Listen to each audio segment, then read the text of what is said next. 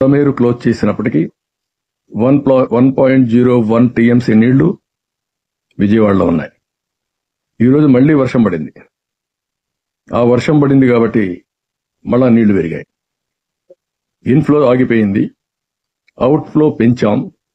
కానీ రెయిన్ వల్ల మళ్ళా స్టాగ్నేషన్కి వచ్చి ఇప్పుడు 1.2 1.02 ఆర్ 1.03 టీఎంసీ నీళ్లు వచ్చే పరిస్థితి వచ్చింది. రేపు మళ్లీ ఈరోజు వర్షాలు పడ్డాయి, రేపు మళ్లీ వర్షాలు పడతాయంటున్నారు. రెండు కాన్ఫ్లిక్టింగ్ ఉన్నాయి. ఒకటి ECMWF, ఇది యూరోపియన్. వాళ్ళ లెక్క ప్రకారం బుడమేరు ప్రాంతంలో 0.38 టీఎంసీ నీళ్లు వస్తాయని మొత్తం క్యాచ్మెంట్ ఏరియాలో. అది వస్తే పర్వాలేదు, ఆ నీళ్లన్నీ కృష్ణా రివర్కి వెళ్ళిపోతాయి.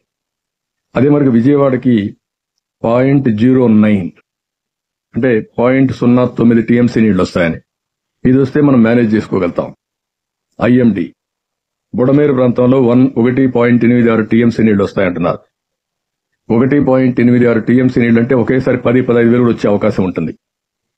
దాన్ని ఏ విధంగా హ్యాండిల్ చేయాలో ఇప్పటి నుంచి కూడా కంటిన్యూ చేస్తున్నారు. బ్రీచ్ క్లోజ్ చేశారు, హైట్ పెంచుతున్నారు, దానికి రాత్రి మొగుళ్ళు పనిచేస్తున్నారు. మళ్ళా ఒకసారి సమీక్ష చేసుకుంటాం, ఇంకా పెంచమని చెప్తాం.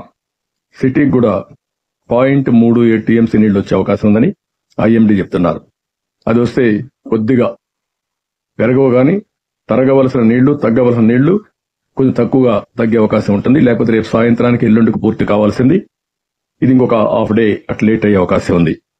చాలా డీటెయిల్డ్ గా రెయిన్ ఫాల్ ప్రిడిక్షన్ చూస్తున్నాం, ఇన్ఫ్లో అరికట్టగలిగాం, ఇక్కడ పడే వాటర్ని చూస్తున్నాం, అడ్డంకులు తొలగిస్తున్నాం, ఎక్కడికక్కడ ఈ నీళ్లని పంపించడానికి ముందుకు పోతున్నాం.